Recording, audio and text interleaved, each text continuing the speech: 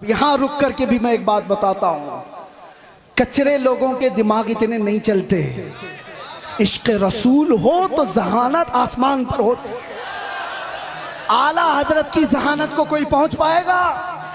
आला हजरत का दिमाग जो चलता था, 100 साल पहले लिखी हुई किताबें आज के लोग ऐनक लगा लगा कर नहीं पढ़ पाते। आला हजरत की जहानत किस बुनियाद पर थी? आला हजरत का भी दिमाग जो अर्शे औला तक पहुंचा था वो इश्क रसूल की बुनियाद पर। जहां इश्क रसूल होगा वहां जहानत भी होगी, और जहां इश्क रसूल निकल जाता है तो फिर उसकी जहानत भी गटर में चली जाती है। वो कब क्या करता है पता नहीं चलता। अल्लामा अरशदुल कादिर रहमतुल्लाह ताला अलैह को अल्लाह ताला ने गजब की जहानत दी थी। हाफिजा मजबूत था, और जितने मुहद्दिसीन की आप तारीख पढ़ेंगे उनका हाफिजा अगर मजबूत था तो इश्क रसूल की बुनियाद, इश्क रसूल की बुनियाद पर। इसलिए ऐ नौजवानों, आज कुछ हासिल करना है तो कुछ मुसीबतें तो हैं हमारे पास। मिसाल के तौर पर मैं बताऊं, कुछ भी कहने जाएं तो नौजवान कहते हैं हमसे हमारे उलमा सपोर्ट नहीं करते, हमारे उलमा सपोर्ट नहीं करते, हमारे अंदर जोश है, जज्बा है, उलमा चुप बिठा देते। हम पढ़ना चाहते हैं, कारी साहब हमारा साथ नहीं देते। बहुत सारे मसाइल। लेकिन तुम क्या ये उज्र भी कयामत के दिन पेश कर सकते हो? मुझे बताओ, क्या तुम्हें अपने घर में तन्हा बैठ करके भी अपने नबी से कसरत से मोहब्बत करने के लिए भी कोई रोकता था? आज के इस दौर में कोई रोकता है तुम्हें? कयामत के दिन क्या उज्र पेश करोगे? छोड़ो इनके मामलात। उलमा नहीं सपोर्ट करते, कायदीन नहीं आते, ये तो अवाम की बातें तो छोड़े, सोशल मीडिया पर जो नौजवान उलमा की तहरीरें भरमार पड़ी रहती है, वो पता नहीं किसको किसको कोस रहे होते हैं। कई मर्तबा मेरे पास आई तहरीरें, कहा कि हजरत वो लोग खामोश हैं, ये लोग खामोश हैं, कुछ नहीं बोलते, सब खानकाएं। मैं उनसे यही कहता हूं, उनकी तरफ देखने की ड्यूटी आपको लगाई किसने? वो खामोश हैं तो अल्लाह ने आपको मौका दिया, आप मैदान में आओ, आप बड़े बन जाओ। मैदान बड़ों ने आपको खाली करके दिया, आप बड़े बन जाओ। हम जैसे छोटों को पूछता कौन था? हमारी हैसियत क्या है? हमसे हमारे बाप के बराबर भी बड़े बड़े उलमा हैं, अभी भी मौजूद हैं, उनसे भी बड़े मौजूद हैं। मेरे अजीजों, एक दर्द लेकर के मैदान में क्या उतरा?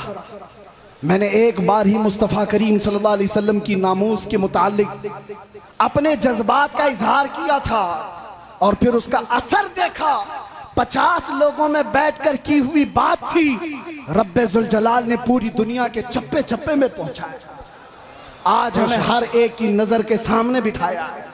सबके सामने हमारी जो इज्जतें हैं वो इसलिए नहीं है कि मैं बहुत बड़ा तुर्रम का हूं, बहुत बड़े बादशाह का बेटा हूं, या कोई सियासी नेता हूं। ये जो कुछ भी इज्जतें मिली हैं ये कदमे मुस्तफा की बरकत है। जब तक बिके न थे तो कोई पूछता न था। या रसूल अल्लाह, तुमने खरीद कर हमें अनमोल कर दिया। आज दुनिया में ये मकाम देखा है, जो एक बार मुस्तफा की इज्जत की बात करता है, मौला दिल दिल में उसको बिठा रखता है। और फिर सोचो, जो अपनी जिंदगी हुजूर की मोहब्बत में फना कर देता है, तब जाकर के वो बरेली का इमाम अहमद रजा बनता है। बेशक रईसुल कलम हमेशा ये चीज पसंद फरमाते थे कि उम्मत का दर्द रखने वाला कोई आलिम किसी खित्ते का हो, वो मेरे घर के बच्चों से ज्यादा अजीज है। उनका ये दर्द जो मैंने महसूस किया। आज अपनों के लिए अलग मसाइल, गैरों के लिए अलग मसाइल, ये नहीं था उनके घर। मैंने आयत इसीलिए पढ़ी, जरकानी साहब अभी जो कह रहे थे कि अल्लामा अरशदुल कादिर रहमतुल्लाह ताला अलैह की सीरत पर उनका ये जुमला सोने के हरफों से लिखने के काबिल है। अपनों से गैरों से मुकाबला हो तो डट जाइए, अपनों से मुकाबला हो तो हार जाइए। यह जुमला आसान नहीं है, प्रैक्टिकल बहुत मुश्किल है, और यही कुरान का मफहूम है। अशिद्दाउ अलल कुफ्फारी रुहमाउ बैनहुम। सहाबा की यही सिफत थी, वो सख्त थे तो गैरों के लिए, और आपस में नरम दिल थे। ऐसे नरम दिल, ऐसे रहम दिल थे। सख्ती उन लोगों पर करनी चाहिए थी जो मेरे नबी की शान में भौंकते हैं, ना ये कि मुसलमानों के लिए। जब से ये चीजें हमारे अंदर बदल गई तो हमारे हालात भी ऐसे तितर बितर हो गए। आज देखो कोई भी आकर के, एक छोटा सा लीडर भी मुसलमानों की छोटी सी टुकड़ी को काट के लेके चला जाता है। हर जगह यही हालात है, हर जगह यही हालात है। मुझे किस मसले पर बात करूं ये समझ में नहीं आता। मुसलमानों के जो मामलात हैं, नशा इतना ज्यादा आम है कि इनके नशाखोरी पर बात करें, जिना बढ़ता जा रहा है इस पर बात करें, औरतों की बेहयाई उरूज पर आ गई इस पर बात करें, एजुकेशन में इतने पीछे हो गए इस पर बात करें। समझ में नहीं आता, हजार मसाइल हैं हमारे, किन मसाइल पर बात करें। आखिर में जाकर के हमारा जो दर्द है वो इस नुक्ते पर पहुंचता है। इनको एक एक मसले का इलाज करते रहोगे, जिंदगी तमाम हो जाएगी, बीमारियां बढ़ती चली जाएंगी। बीमारियां बहुत हैं लेकिन इलाज एक ही है। उम्मत मुस्तफा का इलाज एक ही है, वो इलाज का नाम है कि मोहम्मद से वफा तूने तो हम तेरे हैं। वो एक ही इलाज। आज उम्मत को उन कदमों से जोड़ने की जरूरत है।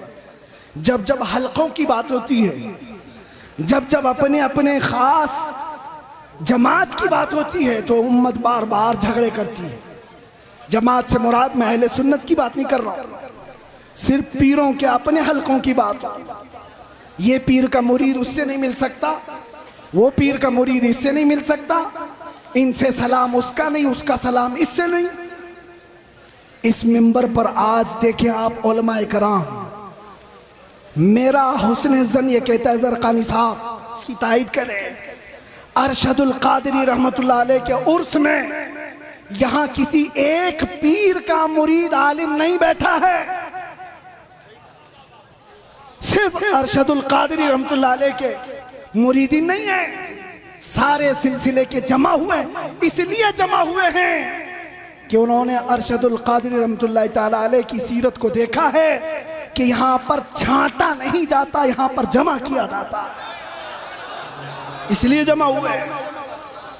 बाकी तो डर लगता है, इनके भी स्टेज खास हैं सबके, हमें पता है, मैं खुलकर बोल रहा हूं। सब खतीबों के, सब शायरों के स्टेज खास है।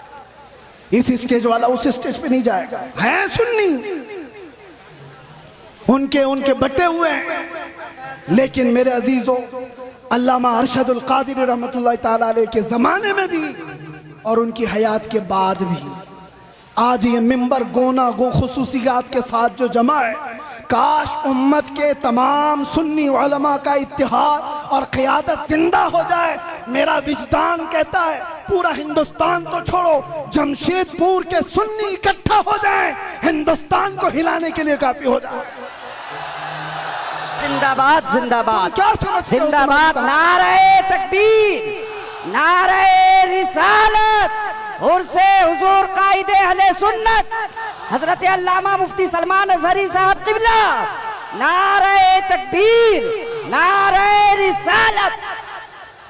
मैंने सुना था मिंबर पर, हो सकता है ये बहुत ज्यादा भीड़ भाड़ की वजह से नज़्म नस्क़ खराब हुआ हो। ज़रक़ानी साहब यहाँ पर बहुत सारे उसूल रखते हैं, उन उसूलों में ये भी मैं अर्ज किए देता हूँ कि जिसका उर्स हो रहा है उसी का नारा लगाए, यहाँ जो खड़ा है उसका नारा ना लगाए, होना ये चाहिए। हमारे मरने के बाद फिर लगाए। यहीं से तो शख्सियत परस्तियां शुरू हो रही। मुझे कम लक़ब दिया, मुझे छोटे नाम से बुलाया, पोस्टर में मेरा नाम वहां चिपकाया है। इन्हीं मामलात में तो है। मैं कितने लोगों को जानता हूं छोटे नाम की वजह से और पोस्टर में इधर उधर हो जाने की वजह से उनकी बरहमी आसमान पर है, और कोई सालों से जेल में सड़ रहा है, एक बार माथे पे शिकन नहीं आई। दर्द अगर तुम्हारी अपनी इज्जतों का है तो तुम्हारी इज्जतें नीलाम हो जाएंगी, और दर्द अगर उम्मत का है हर दिन तुम्हारी इज्जत बढ़ाई जाएगी, हर दिन इज्जत बढ़ाई जाएगी। इसीलिए मेरे अजीजों, आज बात करते हैं नामों से रिसालत के उस अहम मसले पर। अल्लामा अरशदुल क़ादिरी रहमतुल्लाह तआला अलैह की जिंदगी उसके लिए शाहिद अदल है। आपके मुतालिक सबको मालूम होगा ना, सबको मालूम है अल्लामा अरशदुल क़ादिरी बहुत बड़े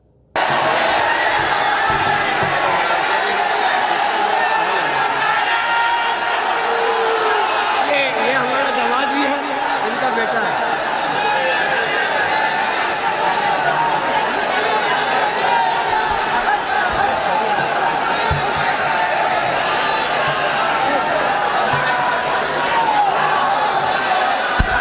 अरे भाई वक्त कम है, इसे नारे में जाया ना करें, वक्त कम है।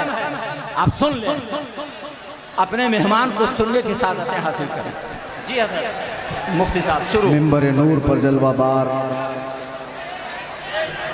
मुअज़्ज़ज़ व मुक़्तदर नाइबान रसूल, उलमाए ज़वील एहतराम, सादात मशाइख़, हाज़िरीन अहले सुन्नत व जमाअत, अस्सलामु अलैकुम व रहमतुल्लाहि व बरकातुहू। अल्हम्दुलिल्लाह अल्हम्दुलिल्लाहिल हन्नानिल मन्नान अल्लज़ी खलक़ल इंसान व अल्लमहुल बयान, वस्सलातु वस्सलामु अला रसूलिही सय्यिदिल इंसी वल जान व अला आलिही व अस्हाबिही ज़विल खैरि वल इहसान, अम्मा बअद। फ़अऊज़ु बिल्लाहि मिनश शैतानिर रजीम, बिस्मिल्लाहिर रहमानिर रहीम। मुहम्मदुर रसूलुल्लाह वल्लज़ीना मअहू अशिद्दाउ अलल कुफ़ारि रुहमाउ बैनहुम, इला आखिरि हाज़िहिल आया। सदक़ल्लाहु मौलाना अज़ीम। बारगाह रिसालत मुआब सल्लल्लाहु अलैहि वसल्लम में दुरूद पाक का हदिया पेश करें। अल्लाहुम्मा सल्लि अला सय्यिदिना मुहम्मदिन मअदनिल जूदि वल करम व आलिहि व अस्हाबिहिल किराम व इब्निहिल करीम व बारिक व सल्लिम सलातन दाइमतन सरमदन अबदा। इको बंद कर दो।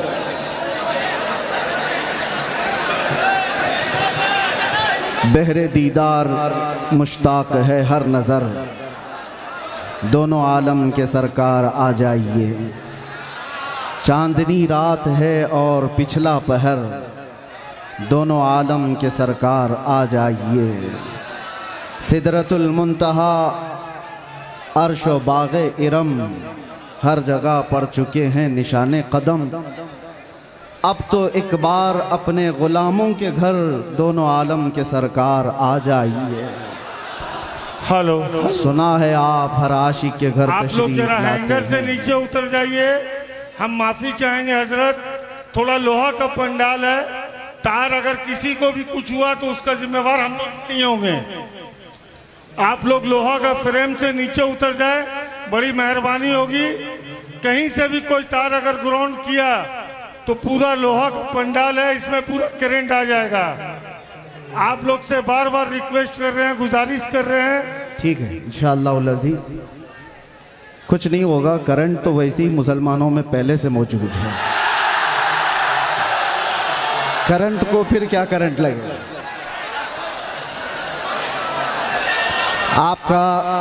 आपका जज्बा बरकरार रहे, तवज्जो चाहता हूँ। और ये जो जोश और ये जो जज्बा है किसी के ऐलान से ख़त्म होने वाला भी नहीं। हमें पता है, हर दिन हम देखते आ रहे हैं, इसलिए कि दीवानगी और वो भी हुजूर पाक सल्लल्लाहु अलैहि वसल्लम के नाम पर हो। पूरी दुनिया अपनी ताकत जमा करके भी उस दीवानगी को रोक न सकी। 14 सदियां गुजर गई हैं, इस तूफान का रास्ता कोई रोक न सका। इसी को इकबाल ने बहुत पहले ही कहा था, थमता न था किसी से सैले रवा हमारा, कुछ बात तो है कि मिटती नहीं हस्ती हमारी। सदियों रहा है दुश्मन दौरे ज़मा हमारा। मेरे अजीज़ों, आज हम उर्से कायदे अहले सुन्नत में हाजिर हैं। आप हजरात जिस अंदाज से भी सुनना चाहें मैं सुनाता हूँ, खड़े होकर के, बैठ करके, सो करके, जिस तरह से भी है, और ख़ामोशी से या चीखते चिल्लाते, आपकी अपनी मर्ज़ी के मुताबिक। अब यहाँ पर किसी को क्या कहें कि बैठ जाओ, जगह हो तो बैठे, कहीं जगह है ही नहीं तो क्या बैठा है। इसलिए जो जहाँ खड़े हैं वहीं खड़े रहें। हाँ, इतना मैं कह सकता हूँ कि कुर्सी वाले कुर्सी छोड़ दें तो अच्छा होता है। हम भी बहरहाल एक बार दुरूद पाक पढ़ लें। अल्लाहुम्मा सल्लि अला सय्यिदिना मुहम्मद मअदनिल जूदी वल करम व आलिहि व अस्हाबिल किराम व इब्निहिल करीम व बारिक वसल्लम। मैं बयान के लिए आ रहा था, उससे कबल ही मुझे बैठ जाइए।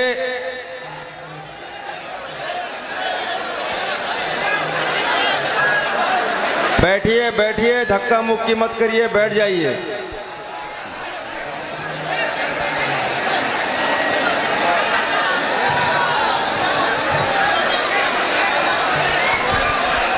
अरे भाई आप बैठिए तो, अरे अपने मेहमान की कद्र कीजिए, बैठ जाइए। आप मेहमान आपसे मुखातिब, बैठ जाइए, बैठिए, जल्दी कीजिए, 1 सेकंड में बैठ जाइए, जल्दी कीजिए।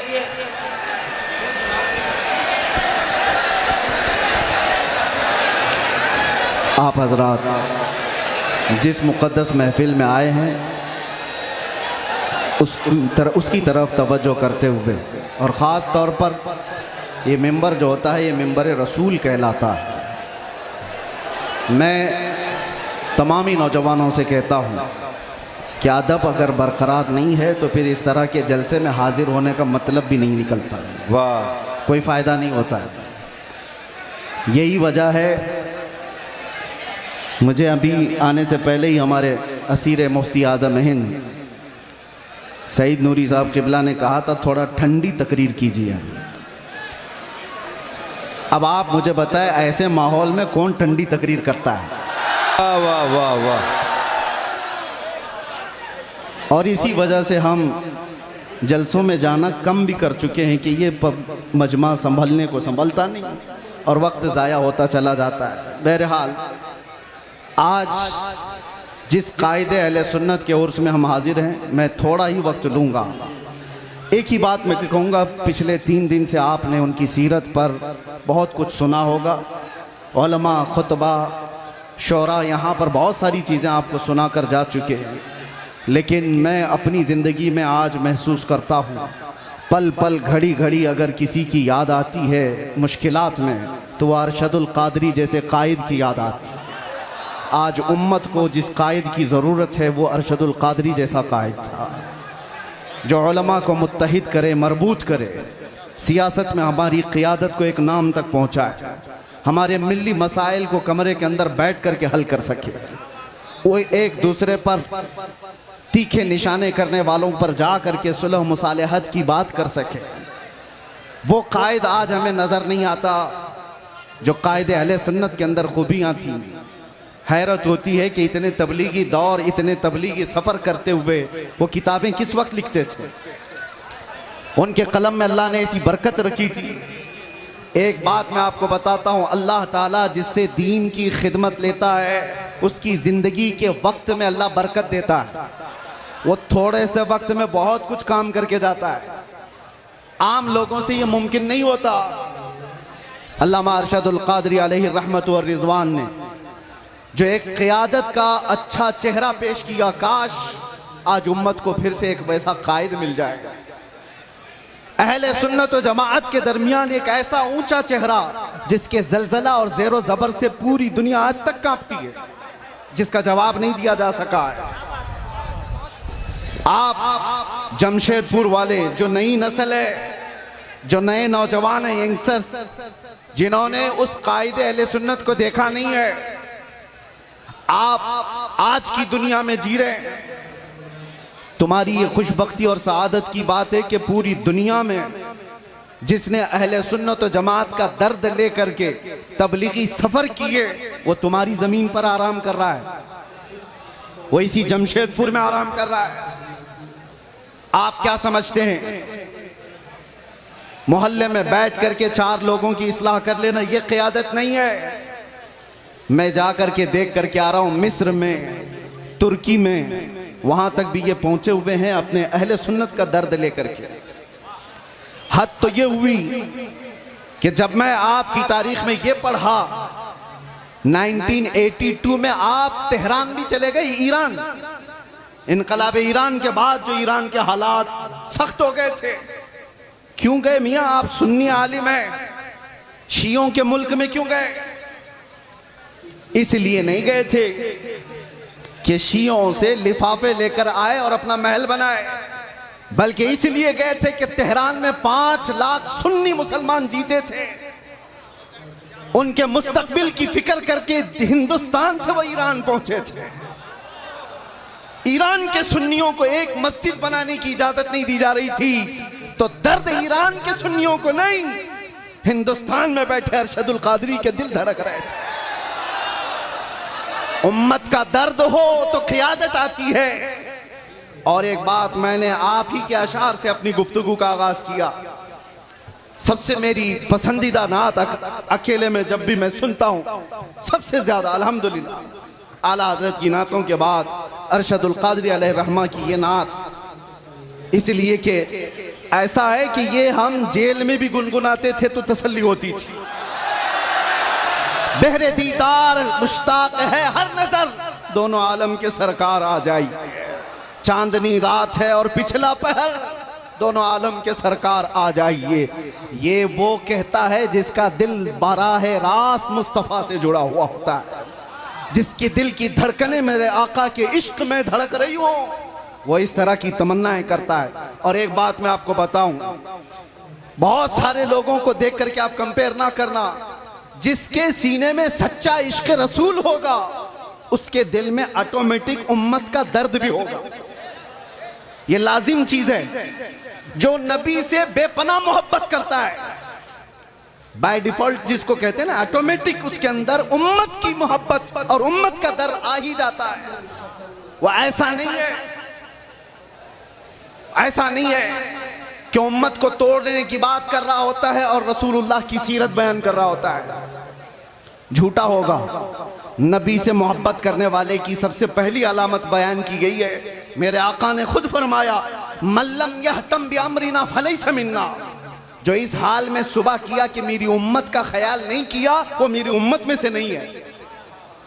हुजूर ने फरमाया, जो उम्मत मुस्तफा का ख्याल नहीं करता, हुजूर फरमाते हो मुझ में से नहीं है। और जो रसूलुल्लाह से मोहब्बत करता है, उसे उम्मत का दर्द सताता है, उम्मत का दर्द सताता है। अल्लामा अरशदुल कादरी रहमतुल्लाह ताला अलैह की जिंदगी को पढ़ो ऐ नौजवानों। कितनी जगहों पर वो सफर करते चले गए, उस जमाने में जब टेक्नोलॉजी इतने उरूज पर नहीं थी, असबाब इतने नहीं थे। आज हमें वक्त बचाने के लिए इतने पापड़ बेलने पड़ते हैं।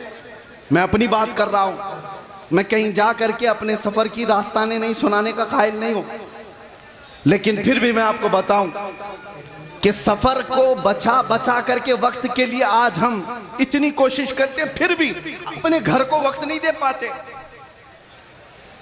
अपने घर के लिए वक्त निकालना मुश्किल हो जाता है। जबकि आज प्लेनों का सफर करते हैं, इधर से बैठे उधर उतरे।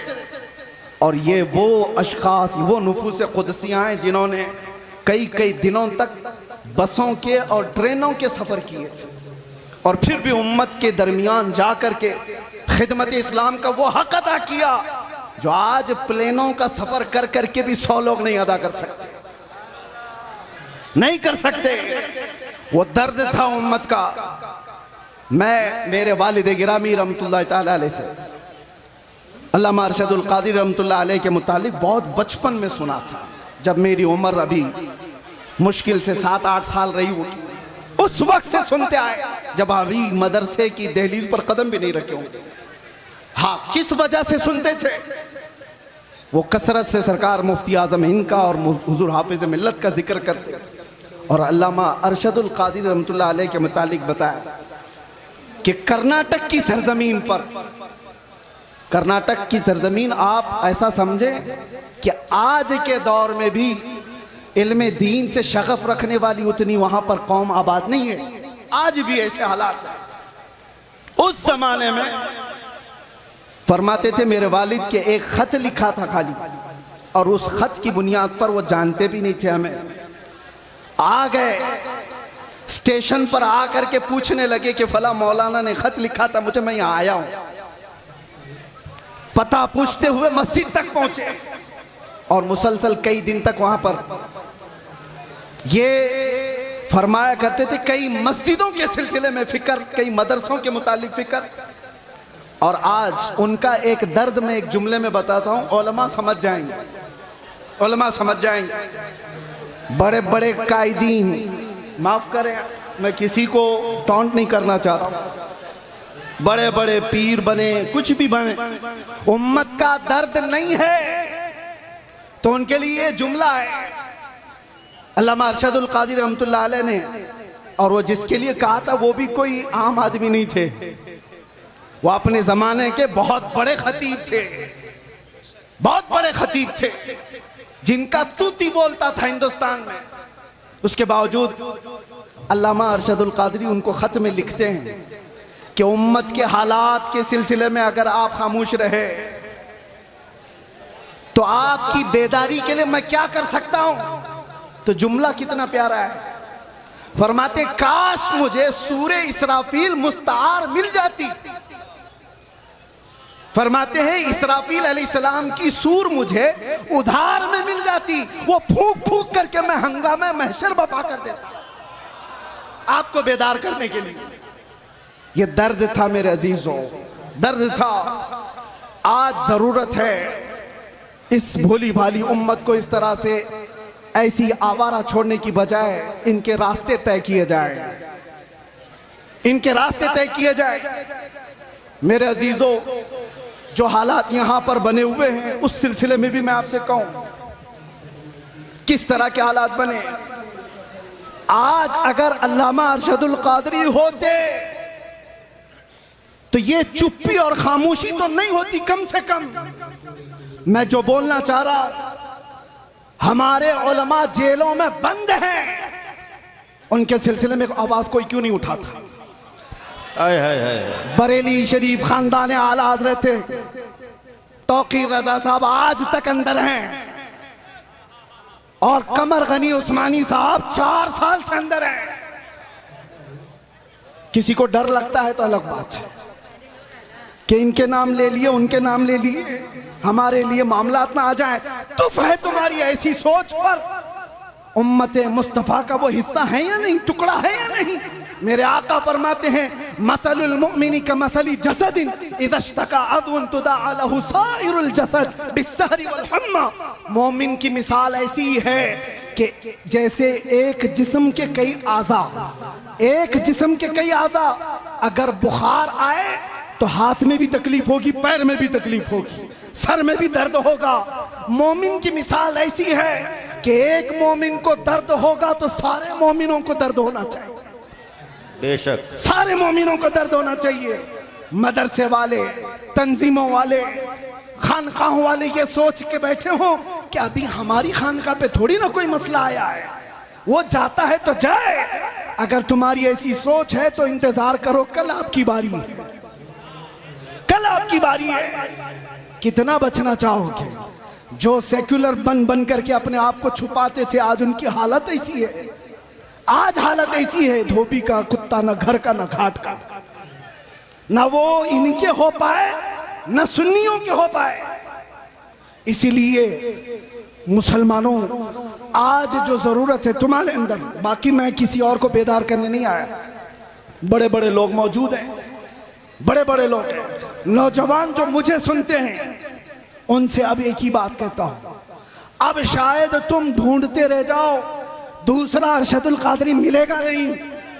वाह वाह, जो तुम्हारी क़ियादत करे। अरे हमें नहीं मिलता, तुम्हें क्या मिलेगा? सुभान अल्लाह। दर्द है इसलिए बोल रहा हूं, दर्द है कि इन मामलात में, उम्मत के मामलात में, जो अपने घर से निकल करके हर जगह जाता था, वो कौन है आज? कौन है?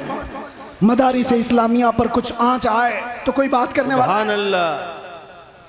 पिछले 1 साल से ज्यादा हो गया होगा, अल जामिअतुल अशरफिया मुबारकपुर जो अजहरे हिंद कहलाता है, किस तरह की मुसीबतों से गुजर रहा है सारे उलमा को पता है, सारे उलमा जानते हैं। जामिया अशरफिया मुबारकपुर जिसने हिंदुस्तान को बड़े बड़े कायदीन दिए, अल्लामा अरशदुल कादरी भी उसी के खोशाचीन है। आज अशरफिया के ऊपर क्या हालात हैं आपको पता नहीं है? उलमा तो जानते होंगे हुकूमत की कैसी सख्तियां हैं। बिना तनख्वाह लिए हुए वो कई महीनों से वहां खिदमत कर रहे हैं, उनकी तनख्वाहें बंद कर दी गई, रोक दी गई है। हमारे इन हालात पर अगर क़ियादत नहीं होती तो फिर किन हालात पर क़ियादत होगी? किन हालात पर क़ियादत होगी? मिंबरों पर एक दूसरे के अमामे खींचने पर।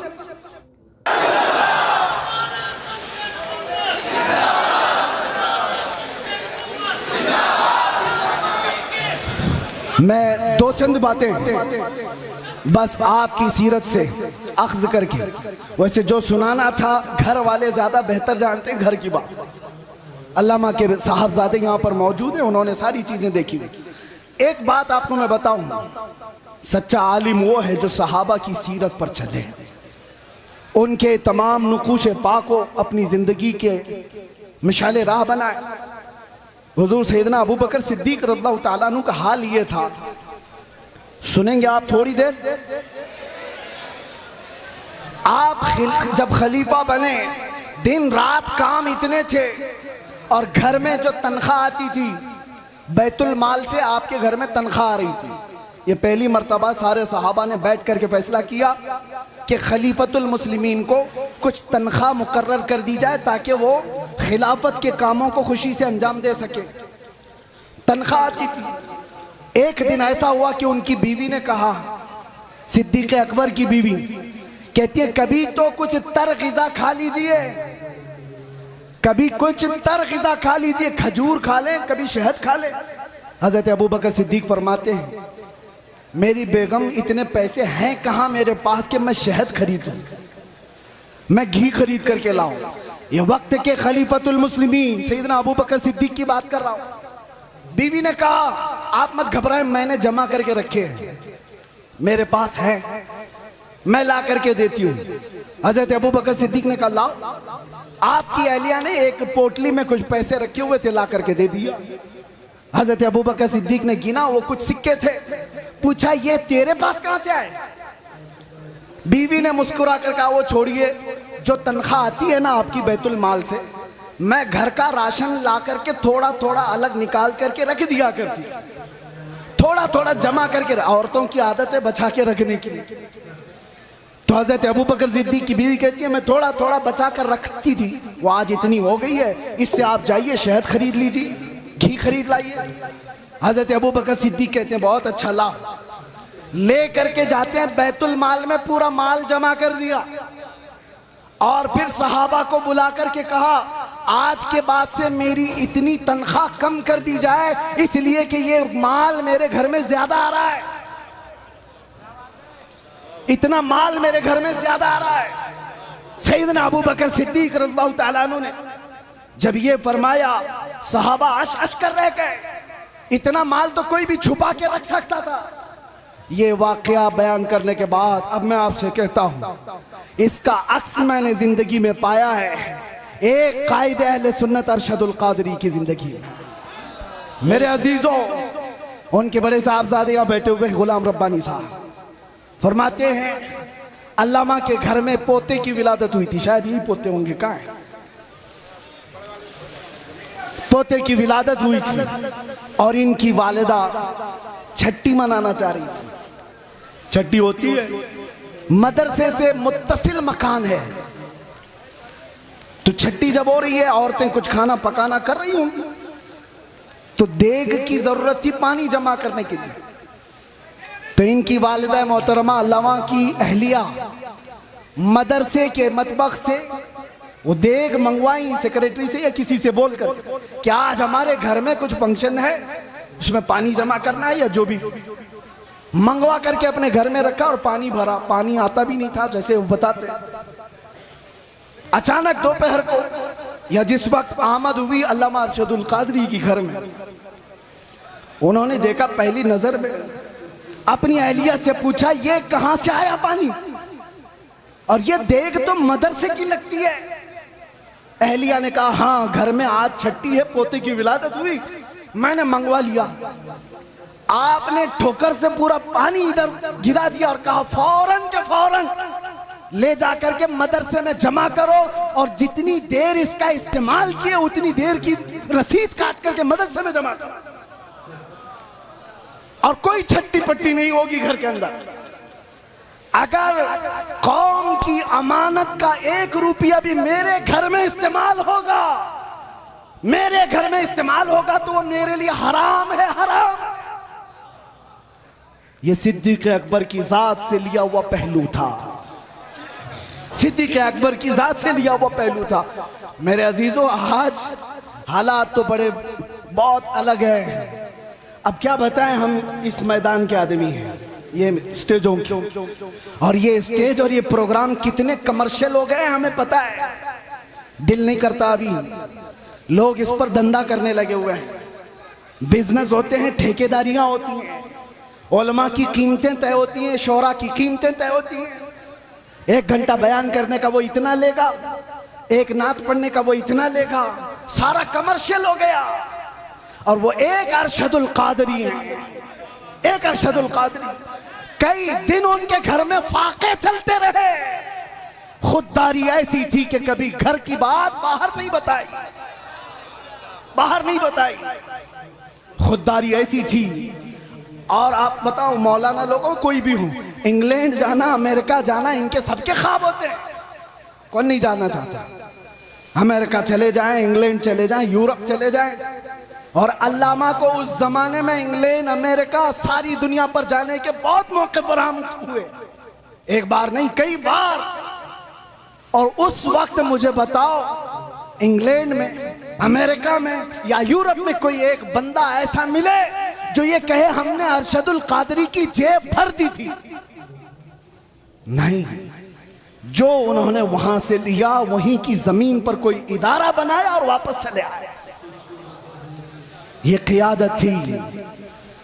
लंदन की सरजमीन पर उन्होंने पहला जब इदारा बनाया था, मुफक्किर इस्लाम अल्लामा कमरुज़्ज़मान खान आज़मी दामज़िल्लहुल आली हफ़िज़हुल्लाह व रआह अभी भी मौजूद हैं। अल्लामा अरशदुल कादरी की ज़ेर निगरानी कितने साल उन्होंने खिदमत की। वो खुद बयान फरमाते हैं कि वहां पर मस्जिद की जरूरत थी, एक चर्च बिक रहा था, तो चर्च के मुंतजिमीन उनके पास चले गए अल्लामा कि हमें बेच दीजिए। कोई हिम्मत करता है? और वहां के हालात अलग है। चर्च वालों से उस वक्त के 50,000 पाउंड में वो खरीदो फरोख्त होनी तय पाई। आपने बड़ी मसलहत के साथ उससे बातचीत करके 40,000 पे राजी किया। चर्च खरीदने की बात की कि मस्जिद बनेगी ये।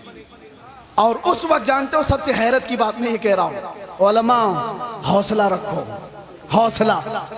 अल्लामा उनके आसपास, वो नई जगह है, उनके लिए नया इलाका है, लोगों को मुंतखब किया और कहा ये खरीदना है। और जो टोकन देना होता है शुरू में, आप क्या कहते हैं उसको, एडवांस, एडवांस देने के लिए उस वक्त अल्लामा साहब के पास जो पैसे थे वो सिर्फ 500 पाउंड थे और 40,000 पाउंड की खरीदारी करके आए। किसके भरोसे? उस अरशदुल कादरी का तवक्कुल भी वैसा ही था जैसा गरीब नवाज हिंदुस्तान आते वक्त तवक्कुल लेकर के आए। कदम रखना हमारा काम है, मैदान बनाना मेरे मौला की शान। कदम रखा और आज 1 नहीं 2 नहीं 10 मसाजिद और इदारे इंग्लैंड की सरजमीन पर कायम है।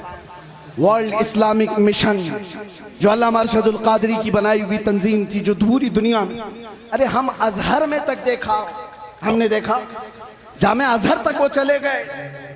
सद्दाम यूनिवर्सिटी जब बन रही थी उसमें भी आपका बड़ा किरदार है। बगदाद गए, तेहरान गए, कितने ममालिक के सफर किए। और जब उनको अपने भोले भाले जवानों का दर्द सताता था कि ये तबलीगी जमात के चक्कर में पड़ जाएंगे, तो दावत इस्लामी का क़याम भी आपकी ईमा पर हुआ था। अल्लामा अरशदुल कादरी रहमतुल्लाह ताला अलैह का। और एक बात ये भी मैं बताता हूँ, वो तहरीक खूब फल रही है, फूल रही है, और फले फूले, लेकिन किसी तंजीम और तहरीक के फलने फूलने में उसके बानी के इखलास की बहुत ज्यादा जरूरत होती है। और वो इखलास अरशदुल कादरी का हर जगह पर नजर आता है। हाफिज मिल्लत का इदारा यूं ही कायम नहीं है। सीमेंट और गारे की इमारतें बनाना बहुत आसान है, अशरफिया बनाना आसान नहीं है। क्यों? सिर्फ इमारतें बनाने का नाम आप मत समझ लें इदारे हैं। उसकी एक मिसाल मैं आपको बताऊं, काबा कितना है, कितने बाय कितना है, आप जाके नाप के देख लो। आज हिंदुस्तान में हो, कोई भी हो, एक छोटा सा मिडिल क्लास का आदमी भी अपने खर्चे से, जितने में उसका घर नहीं बनता उससे कम खर्चे में काबा बना सकता है। 4 कोने बनाने, ना कोई डिजाइन करना है, ना खिड़कियां, ना अंदर डेकोरेशन, बन तो जाएगा। इतने सदियों से कोई काबा क्यों नहीं बनाता? क्यों नहीं बनाता? आप समझो काबा सिर्फ ये 4 दीवारी और 4 कोने का नाम नहीं है। तुम बना तो लोगे, करोड़ों दिलों को खींचने की कशिश कहां से लाओ? ये कहां से आती है? ये इमारतों के बनाने में नहीं आती, वो मुखलिसीन की बरकत हुआ करती है। जामिया अशरफिया मुबारकपुर आज भी फल फूल रहा है, और एक दो नहीं हजारों उलमा वहां से निकले। उसकी हर ईंट में पसीना नहीं, हाफिज मिल्लत का खुलूस लगा हुआ है। इसी तरह जिन तहरीकों पर अल्लामा अरशदुल कादरी रहमतुल्लाह तआला अलैह की दुआएं रही, वो फल रही है, फूल रही है। इखलास जिसके अंदर लगा रहेगा उसमें बरकत भी ज्यादा रहेगी, तादेर व कायम रहेगा। ये चंद बातें थी। अब एक और बात उलमा के सिलसिले में, अल्लामा रहमतुल्लाह तआला अलैह उनके इस्लाह का तरीका देखा। उनको भी अपने ज़माने में कुछ लोगों से शिकायतें थी, तो उन्होंने स्टेज पर आकर के गाली गलौज करके इस्लाह नहीं की। उनको भी बहुत सारे लोगों से कई मसले हुए, लेकिन उनके खुतूत गवाह हैं कि उन्होंने दूसरे उलमा की इस्लाह कैसे की। उनके लिखे हुए खत आज भी गवाह हैं। जब उनको किसी की इस्लाह करनी होती तो क्या लबो लहजा इस्तेमाल करते थे। ये उम्मत का दर्द रखने वाला कह सकता है, उम्मत का दर्द रखने वाला। एक वाकया इस पर शाहिद अदल है। बकी बिन मुखल्लद एक बड़े मुहद्दिस हैं, अंदलुस के रहने वाले। इन्होंने तकरीबन 1300 सहाबा की हदीसें किताब में जमा की थी। मुस्नद बकी बिन मुखल्लद वो ज़ाया हो गई। बकी बिन मुखल्लद का मैं एक बार आपको तज़किरा सुना देता हूँ, ताकि अब ये उलमा के लिए मसला है। इस जिम्मेदार स्टेज से मुझे एक पैगाम देना था। बकी बिन मुखल्लद को एक शौक था जिंदगी में, वो इमाम अहमद बिन हम्बल से मुलाकात का, उनसे हदीस सुनने का। तो अंदलुस से, स्पेन से चल करके निकले, पैदल चलते थे आप सफर में। तकरीबन 1.5 साल के बाद आप बगदाद पहुंचे थे। 1.5 साल सफर करके आए। कितने हजार किलोमीटर का सफर है अंदलुस से बगदाद। बगदाद आने के बाद पता चला कि इमाम अहमद बिन हम्बल को हुकूमत की पाबंदियां हैं, पुलिस का घेरा है, उनको बयान करने पर पाबंदी है। कभी ये वाकया पढ़ते हैं तो हमें पूरे हालात नजर आने लगते हैं। पाबंदी लगाई गई इमाम अहमद बिन हम्बल पर। बहुत बड़े मुहद्दिस इमाम अहमद बिन हम्बल कौन है? जिनको 5 लाख हदीसें रसूलुल्लाह की याद थी, वो इमाम अहमद बिन हम्बल की बात कर रहा हूं। हुकूमत सख्त थी, आप पर पाबंदी थी, लेकिन बकी बिन मुखल्लद जिस वक्त आए बगदाद में, वो पूछते रहे इमाम अहमद बिन हम्बल कहाँ रहते हैं। सब लोग डरने लग गए, उनका नाम लेने से ही डरने लग गए। अरे किसका नाम ले लिया? हमारे ऊपर 19 केस लगाए हुए हैं, हमारा नाम कोई ले ले तो सामने वाला भी सोचता अरे इनका नाम क्यों ले लिया। एक तजुर्बे की बात बता रहा हूं, जिसके ऊपर हुकूमत की सख्तियां होती हैं वैसी कौम उसको दूर करने लगती है। उसके साथ ना बैठो, मेरे ऊपर भी केस हो जाएगा। बकी बिन मुखल्लद पूछते रहे, कोई बता नहीं रहा था। कुछ लोगों ने कहा, उन्होंने पूछा क्या कोई और मुहद्दिस है यहाँ पर जो हदीसें सुनाते हैं? कहा हाँ है ना। कहा कौन है? यहया बिन मुईन, वो भी पाए के मुहद्दिस थे। कहा बकी बिन मुखल्लद मैं जाता हूं उनसे हदीस सुनता हूं। वो एक मस्जिद में बैठे हदीसें सुना रहे थे। कौन? यहया बिन मुईन। और जब हदीसें बयान करने के बाद उन्होंने सवालात पूछने के लिए मौका दिया, तो बकी बिन मुखल्लद ये खुद आगे बढ़ते हैं, कान में जाके पूछते हैं, तवज्जो, अब जो मेरे बयान करने का मकसद है, कान में जाकर यहया बिन मुईन से पूछते हैं, क्या आप इमाम अहमद बिन हम्बल को जानते हैं? क्योंकि सब लोग डर रहे थे उनका नाम लेते ही। हुकूमत की सख्ती है, पाबंदी है। अहमद बिन हंबल के घर के अतराफ पहरा लगा हुआ है, कोई नाम भी नहीं लेता था। तो बकी बिन मुखल्लद ने कान में जाकर पूछा यहया बिन माइन से, क्या अहमद बिन हंबल को आप जानते हैं यहाँ इलाके में? आप जलाल में आ गए।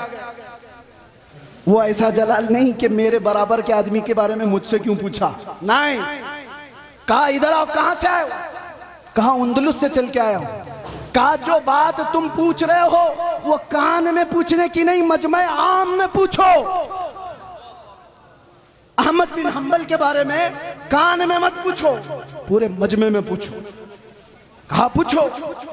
उन्होंने बुलंद आवाज से पूछा इमाम अहमद बिन हंबल के बारे में जानते हैं?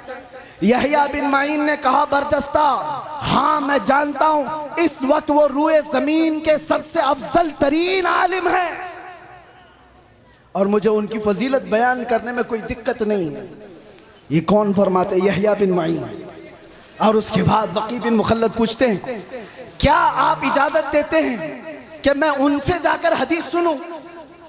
एक खुद मुहद्दिस हैं, वो उनसे पूछ रहे हैं मौलाना साहब आपसे आकर के कोई पूछे, मैं आपसे नहीं पढ़ना चाहता हूं, दूसरे मौलाना से पढ़ना चाहता हूं। भगा देगा, मुझे क्या समझ रखा है, मुझे कमतर समझा है। यहया बिन माइन कहते हैं तुमने बेहतरीन फैसला किया है, मुझे भी वक्त मिले तो मैं अहमद बिन हंबल से हदीस सुनूं।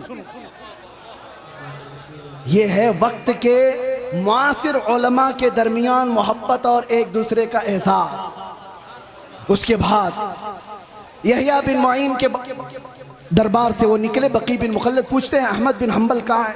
कहा उनके घर पर पुलिस का पहरा है। कैसे जाएंगे? दिखाए रास्ता।